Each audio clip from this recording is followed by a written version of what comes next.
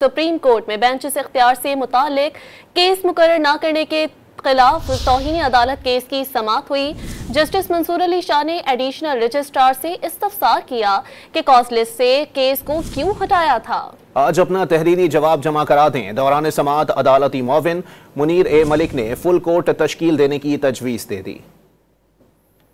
Supreme court میں benches اختیار سے متعلق کیس میں سماعت کے لیے مقرر نہ کرنے کے خلاف توہین عدالت کیس کی سماعت ہوئی۔ جسٹس منصور علی شاہ اور جسٹس عقیل عباسی پر مشتمل 2 رکنی بینچ نے سماعت کی۔ اٹارنی جنرل منصور عثمان ایوان اور ایڈیشنل رجسٹرار نظر عباس عدالت میں پیش ہوئے۔ عدالت نے ایڈیشنل رجسٹرار کو تحریری جواب دینے کی ہدایت کر دی۔ عدالت نے مزید 2 عدالتی معاون کو بھی مقرر کر دیا۔ جسٹس منصور علی شاہ نے ایڈیشنل رجسٹرار سے استفسار کیا کہ کاز لسٹ سے کیس کو کیوں ہٹایا تھا، کوشش کرے آج اپنا تحریری جواب جمع کرا دیں۔ جسٹس منصور علی شاہ نے ریمارکس دیے کہ موجودہ کیس کا آئینی ترمیم سے کوئی تعلق نہیں، ویسے کوئی ڈرنے لگ جائے تو الگ بات ہے۔ اٹارنی جنرل نے موقف اختیار کیا کہ 26ویں آئینی ترمیم کے تحت بینچ بنانے کا اختیار آئینی کمیٹی کو ہے۔ دوران سماعت عدالتی معاون منیر اے ملک نے فل کورٹ تشکیل دینے کی تجویز دے دی۔ جسٹس منصور علی شاہ نے استفسار کیا کہ کیا توہین کا کیس سنتے ہوئے فل کورٹ کا آرڈر کر سکتے ہیں۔